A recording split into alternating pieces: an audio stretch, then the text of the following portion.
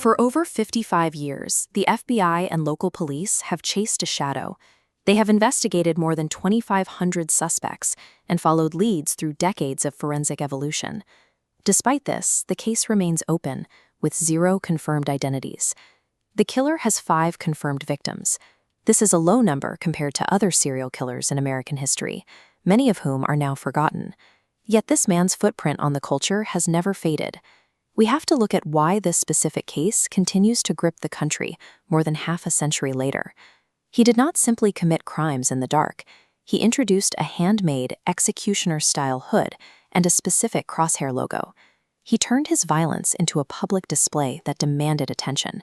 He forced himself into the daily lives of the public. By sending complex ciphers and handwritten symbols to the press, he ensured that millions of people felt like targets every time they opened a newspaper. The murders began in 1968 and 1969. On the outskirts of Vallejo, California, teenage couples were shot in the dark while sitting in parked cars in remote gravel turnouts. Shortly after a double murder in July 1969, a man called the police from a payphone. He calmly reported the crime, gave the location, and then claimed responsibility for the shootings from the previous year. 3 weeks later, the killer contacted 3 San Francisco Bay Area newspapers. Each letter contained 1/3 of a coded cryptogram. The message was accompanied by a threat. Print this cipher on the front page, or a random killing spree would begin that weekend. This is the Z408 cipher. A high school teacher and his wife solved it by hand using frequency analysis. Frequency analysis tests the most common code symbols against common English letters, like E or T. The decoded manifesto offered no name.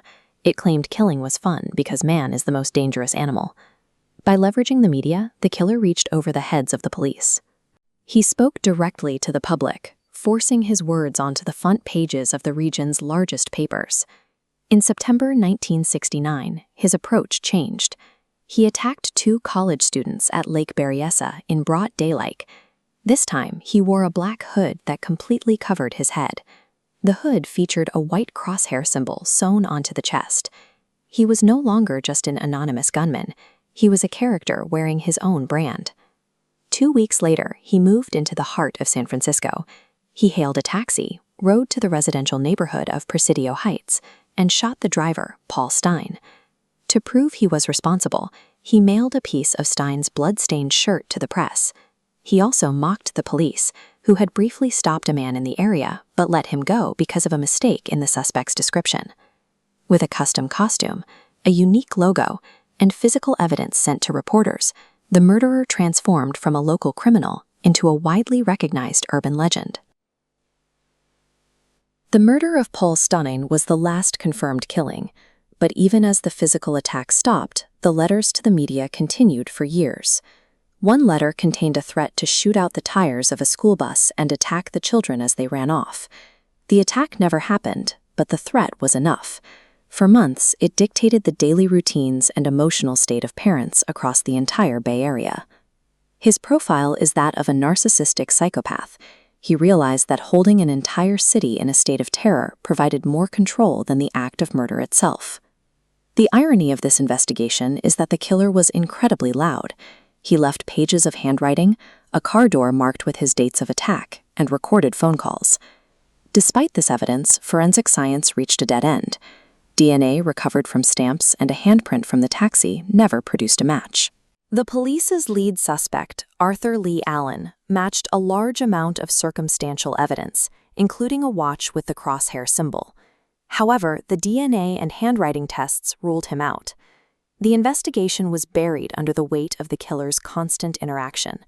He left fingerprints and DNA, but none of these physical markers ever connected to a specific name. He was visible to the entire world, but remained a phantom in the laboratory. In 2020, a group of amateur codebreakers used custom software to crack a 340-character cipher that had remained unsolved for 51 years.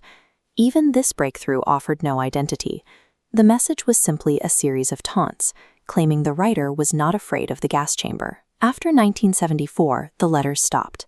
The killer disappeared, leaving a void in the record. Whether he died or was imprisoned for other crimes, the final truth went with him.